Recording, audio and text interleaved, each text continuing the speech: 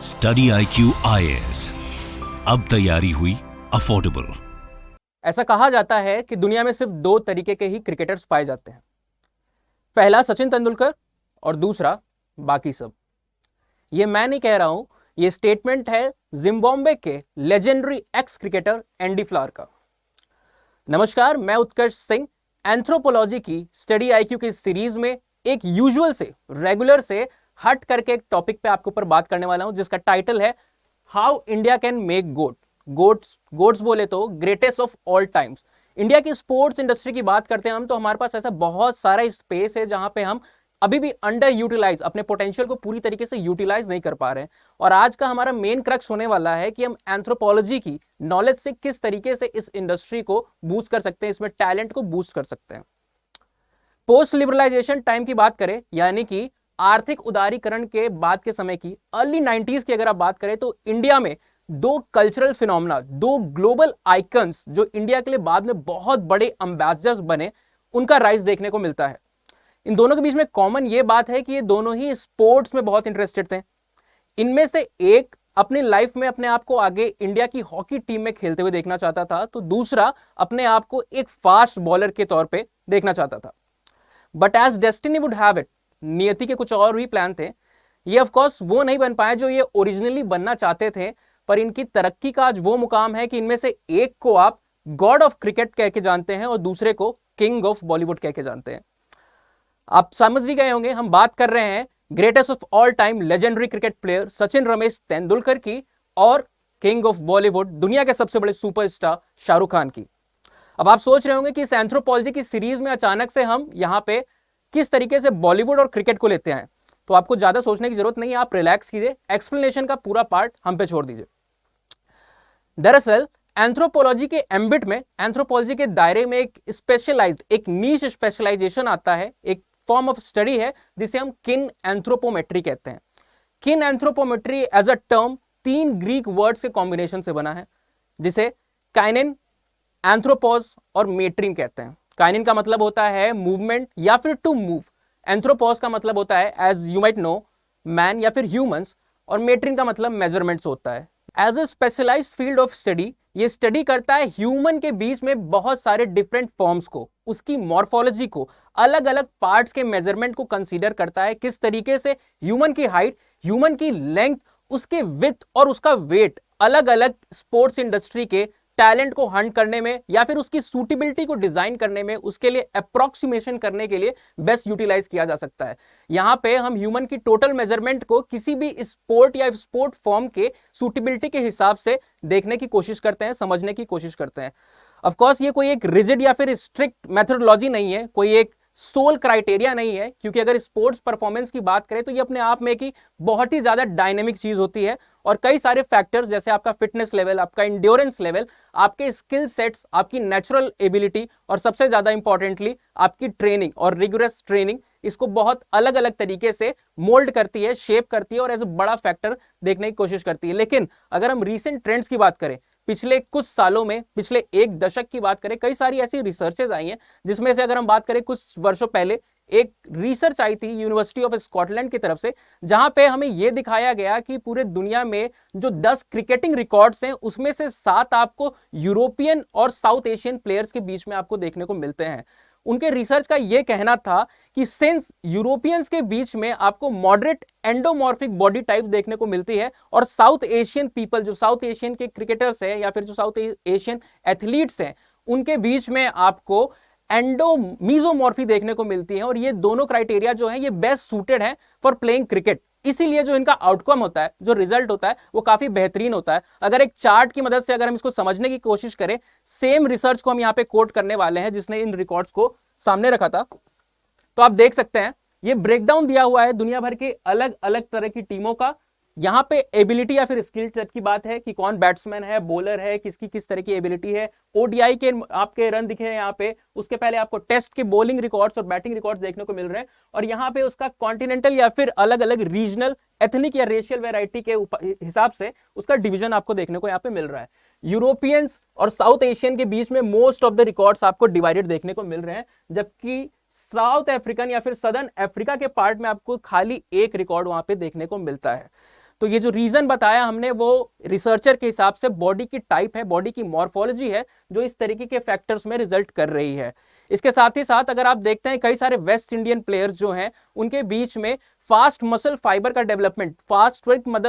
Muscle fibre जो होती है वो काफी डेवलप्ड होती है, जिसकी वजह से वो बहुत ही रैपिड मूवमेंट्स को कर पाते हैं। उनकी रनिंग बिटवीन द विकेट जो होती है वो बहुत ज्यादा आसान हो जाती है उनके लिए, और साथ ही साथ वो पावर हिटर्स की तरह भी क्रिकेट खेल पाते हैं। तो ये तो बात हो गई क्रिकेट की। अगर हम इससे हटके एंथ्रोपोलॉजी के रोल की बात करें, किस तरीके से वो स्पोर्ट्स इंडस्ट्री में अपना एक बहुत ही बड़ा योगदान दे रहा है, तो उसमें आप बात कर सकते हैं डिजाइनिंग की। कई सारे ग्लोबल बिग ब्रांड या फिर आप नाइकी की सक्सेस स्टोरी की बात करें इन लाइफस्टाइल या फिर फुटवेयर, स्पोर्ट्स फुटवेयर की इंडस्ट्री की अगर आप बात करें, तो जो जूते होते हैं स्पोर्ट्स पर्सन के, एथलीट्स के, उसको एंथ्रोपोलॉजिस्ट की मदद से इस तरीके से डिजाइन करवाया जाता है कि वो बेटर इंड्योरेंस दे सके, बहुत ज्यादा अच्छी ग्रिप दे सके, फ्लेक्सिबिलिटी दे सके, और कई सारा ट्रेनिंग के वक्त जो इंजरीज हो सकती हैं उसको कंट्रोल कर सके, उस तरह के इंस्टेंसेस को बिल्कुल कंट्रोल में रख के ना के बराबर करे, जिसकी वजह से स्पोर्ट्स परफॉर्मेंस या फिर ट्रेनिंग के जो आउटकम है वो बहुत ही ज्यादा डेवलप आपको होने को देखने को मिलते हैं। तो ये तो बात हो गई कि नाइकी जैसे फुटवेयर ब्रांड्स या फिर जो लाइफस्टाइल ब्रांड है वो किस तरीके से एंथ्रोपोलॉजी की मदद ले रहे हैं अपने आउटकम को बेटर सूट करने के लिए, इंडस्ट्री के लिए एक तरीके से जितने अच्छे से अच्छे सक्सेसफुल आप बात करो परफॉर्मेंसेस होते हैं उसको देने में हेल्प करने के लिए वो अपना वहां पे काम करते आ रहे हैं। नेक्स्ट अगर हम बात करें कि किस तरह की अलग अलग स्पोर्ट्स में राइट बॉडी फॉर्म का मैच जो है वो उसको गेम से रिलेट करके आप बेटर आउटकम जनरेट कर सकते हैं, तो आपको यहाँ पे कुछ केस स्टडीज देखने को मिलेंगे और कुछ एग्जांपल अलग अलग इंडस्ट्री के, अलग अलग गेम्स के, अलग अलग स्पोर्ट्स के, उसकी suitability factor of the body type के साथ यहाँ पे कोरिलेशन स्टैब्लिश करने की कोशिश की गई है। तो आप सबसे पहले देखते हो कि मैराथन में जो सक्सेस रेशियो होता है आपको किस तरीके के स्पोर्ट्स प्लेयर या किस तरह के एथलीट्स के बीच में ज्यादा लाइक्लीहुड है देखने को मिलेगा, वो है कि उसकी इंसान की जो वेट होगा वो काफी लाइट होगा और जो बॉडी होगी वो लीन होगी। इस तरह की बॉडी टाइप वाले लोग यूजुअली मैराथन रनर्स के रूप में ज्यादा सक्सेसफुल होते हैं। नेक्स्ट अगर हम बात करें स्विमर्स की, आपने माइकल फिलिप का नाम देखा होगा। ये यूजुअली आपको देखने को मिलेगा कि इनके बीच में जो फीट होता है, जो इनके लिम्स हैं, वो बहुत ज्यादा स्ट्रॉन्गर होते हैं, लार्जर होते हैं और लॉन्गर देखने को आपको मिलते हैं, जो इनको प्रोपेलिंग में, वाटर प्रोपेलिंग में during the course of swimming कई ज्यादा हेल्प करते हैं। साथ ही साथ अगर आप लास्ट बात करें पावर लिफ्टर्स की, तो इनकी बिल्ड जो होनी चाहिए काफी सॉलिड होनी चाहिए। यूजुअली एंडोमॉर्फिक देखते हैं आप, मसल का जो डेवलपमेंट होता है काफी रिग्रेस होता है, बहुत ही ज्यादा मसल्स का डेवलपमेंट के बीच में आपको देखने को मिलता है। यहाँ पे इन अलग अलग गेम्स की सूटेबिलिटी के बाद अगर हम बात कर लें तो कुछ दो केस स्टडीज आपको यहाँ पे स्क्रीन पे दिख रही होंगी। सबसे पहली केस स्टडी जो है वो हमको ऑस्ट्रेलियन कई सारी सर्च एजेंसीज हैं जो अलग अलग तरीके के टैलेंट को सर्च करती है, वहां की दिखती है। यहाँ पे आप पढ़ सकते हैं कि जो सर्च एजेंसी थी वो स्कूलों में जाके 14 to 16 ईयर्स के जो बच्चे थे या 14 to 16 ईयर्स के जो स्टूडेंट थे उनके बीच में किसी एक पर्टिकुलर स्पोर्ट्स की सूटेबिलिटी को देखने के लिए उनकी बॉडी टाइप या मॉर्फोलॉजी को स्टडी करती थी। इस रिसर्च में सबसे पहला इनका जो फाइंड इन्हें मिला वो एक मेगन स्टिल नाम की एक लेडी थी, जो आप देख रहे हो कि 1987 में जब उनको सेलेक्ट किया गया तो उनको बिल्कुल भी तरीके से और उन्होंने कभी अपने लाइफ में टच नहीं किया था। और की अगर हम बात करें जिसको आप बोटिंग के समय जो चाकू यूज करते हो उस तरह की एक चीज होती है, तो वहां पे उन्होंने कभी भी जिंदगी में उस स्पोर्ट्स में या उस गेम में अपनी कभी भी इंटरेस्ट नहीं रहा उनका, और ना उन्होंने कभी इस तरीके के इंस्ट्रूमेंट या इक्विपमेंट को यूज किया था। लेकिन विद उनकी जो बॉडी टाइप थी वो पूरी तरीके से सूटेबल थी किस चीज के लिए, फॉर दिस रोइंग, जो बोटिंग की एक एक्टिविटी होती है, एक वाटर स्पोर्ट है, उसके लिए उनकी जो पूरी की पूरी बॉडी बिल्ड थी वो बेस्ट सूटेड थी। इसलिए जो रिसर्चर्स थे जो टैलेंट हंट कर रहे थे उन्होंने एक rigorous amount of training, suitable amount of training provide की, जिसका नतीजा आपको क्या देखने को मिलता है, within a time period of 10 years और less, even less than 10 years, आपको वो 1996 के एटलांटा ओलंपिक्स में गोल्ड मेडल लाते हुए देखने को मिलती हैं। तो इस तरह की कई सारी केस स्टडीज हैं जो इस फिजिक और आपकी परफॉर्मेंस के बीच में इंटर रिलेशनशिप स्टैब्लिश करती हैं और हमें एग्जांपल देती हैं कि हम क्यों इस फील्ड को और भी डेवलप करना चाहिए, इस फील्ड में हमें और भी इंटरेस्ट लेना चाहिए। नेक्स्ट एग्जांपल आपको केनियन का मिल जाएगा। यहाँ पे कुछ ट्राइब होती है, ट्राइबल पॉपुलेशन है, एथनिक ग्रुप है, जिसको आप केलेंजिन ट्राइब कहते हैं। केलेंजिन ट्राइब के बीच में आपको देखने को मिला कि दुनिया भर के जो रिकॉर्ड्स हैं लॉन्ग रनिंग में, आप यहाँ पे देख रहे हो कि जितने भी डिस्टेंस रनर्स होते हैं उनमें जितने भी रिकॉर्ड हैं आपको 40% आपको स्पेसिफिकली इस ट्राइब से देखने को मिलते हैं। उसके रीजंस क्या है, तो उसके रीजंस भी आपको स्क्रीन पे दिख रहे हैं कि यहाँ पे आप देखते हो कि इन लोगों में स्लिम लेग्स होते हैं, स्लिम लेग का प्रिवलेंस इनके बीच में आपको देखने को मिल रहा है। कई सारे जेनेटिक ट्रेट्स हैं, जैसे हाई काफ मसल्स का डेवलपमेंट, ये भी उनको एक्सेल करने में हेल्प करता है। साथ ही साथ एक एफिशिएंट एनाटॉमी, एक बॉडी के स्ट्रक्चर जो है, जिसको आप कहो मॉर्फोलॉजी या फिर संरचना उनकी ऐसी है जो उनको बढ़िया तरीके से सूटेबल बना रही है, किस चीज के लिए, डिस्टेंस रनिंग के लिए। नेक्स्ट अगर आप बात कर लेते हो तो इनका जो हैबिटेशन आप कहोगे वो 2000 फीट के ऊपर वाले एरियाज में देखने को मिलता है। इस वजह से दो चीजें होती हैं, सबसे पहला तो जो आरबीसीज हैं, जो रेड ब्लड सेल्स हैं, उनका आपको इनके अंदर काफी ज्यादा इंक्रीज अमाउंट में प्रिवलेंस देखने को मिलेगा, और जो इनकी कार्डियोवैस्कुलर कैपेसिटी होती है वो भी क्वाइट डेवलप्ड होती है, और ये दोनों ही चीजें जो है वो डिस्टेंस रनिंग के लिए बेस्ट सूटेड है। तो आप यहाँ पे देख रहे हो इन दोनों केस स्टडी से, ये सिर्फ दो केस स्टडीज नहीं है, अगर हमारे पास टाइम होगा जब हम एंथ्रोपोलॉजी में सोमैटोटाइपिंग को या किन एंथ्रोपोमेट्री को डिस्कस कर रहे होंगे, तो हम कई सारी ऐसी केस स्टडीज को, कई सारे इंटरेस्टिंग फैक्ट्स को डिस्कस करेंगे कि किस तरह की गेम के लिए या कौन से ट्रेड्स हैं जो सूटेबल हैं, और किस तरीके से आप एंथ्रोपोलॉजी की या फिर किन एंथ्रोपोमेट्री के यूज से उसको और डेवलप कर सकते हो, उसको आप बेस्ट यूटिलाइज कर सकते हो। नेक्स्ट अगर हम बात करते हैं कि बेसिक्स क्या है इसके, अभी हमने देखा इन जनरल सेंस में हमने कुछ बातें की, अगर आप एंथ्रोपोलॉजी या एंथ्रोपोमेट्री के सेंस में अगर बात करना चाहो, सोमैटोटाइपिंग एक स्पेशलाइज्ड फील्ड है। यहां पे आप देखते हो सोमा का जो मतलब होता है वो होता है बॉडी, और आप देखते हो कि जो सोमैटोटाइपिंग की फील्ड है वहां पे आप बॉडी का क्लासिफिकेशन कर रहे हैं, अलग अलग तरीके के कैटेगराइजेशन कर रहे हैं उसके। सबसे पहली जो बॉडी टाइप आपको यहां पे देखने को मिल रही है वो है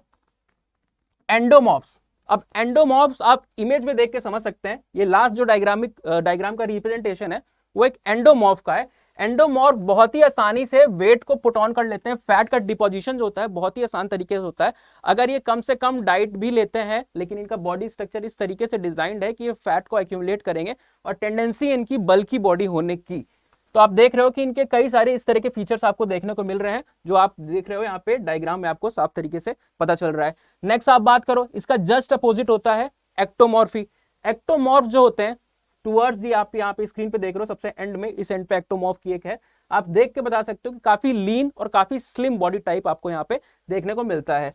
तो यहाँ पे क्या होता है, यहाँ पे आप देख रहे हो कि बहुत ही हार्ड होता है इनके लिए फैट और मसल्स को पुट ऑन करना, ना ये आसानी से फैट को पुट ऑन कर पाते हैं, ना ही ये मसल्स को पुट ऑन कर पाते हैं। इसी वजह से ऑफन इन्हें हम स्किनी लोग कहते हैं, कि skinny people, these people are slim and skinny. इन दोनों के बीच की एक कंडीशन है, यहां आप देख रहे हो, आप एंडोमॉर्फ के लिए एक बहुत ही रेयर, बहुत ही कम ऐसे स्पोर्ट्स एवेन्यूज है जिसमें वो अच्छे से अपने टैलेंट को यूटिलाइज कर सकते हैं, या उनकी बॉडी टाइप जो है उस स्पोर्ट्स के लिए सूटेड अप है। लेकिन आप बात करो यहाँ पे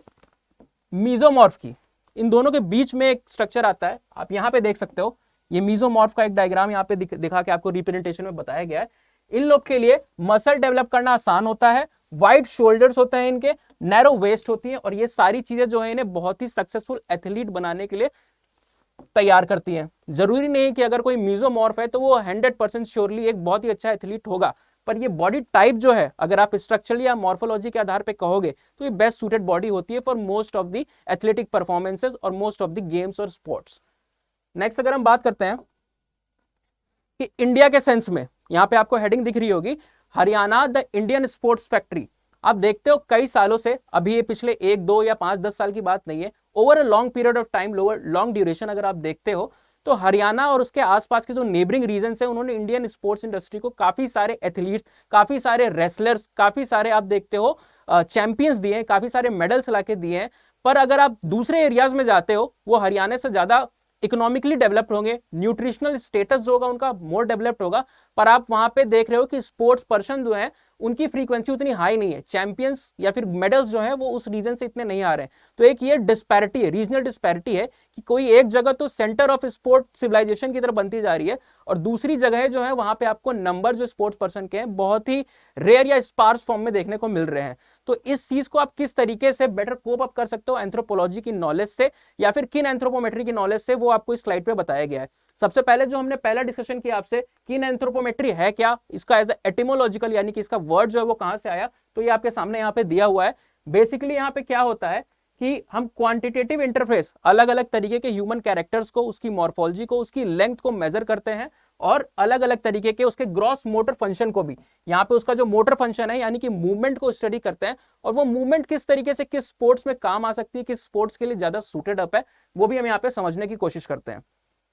एप्लीकेशंस की बात करें, हम जो कह रहे हैं कि हमारे पास स्कोप है इंप्रूव करने का, तो उसमें हम अलग अलग तरीके के एप्लीकेशन किन एंथ्रोपोमेट्री की देख पाते हैं। सबसे पहला तो है कि आप न्यूट्रिशनल स्टेटस के एलिवेशन के लिए,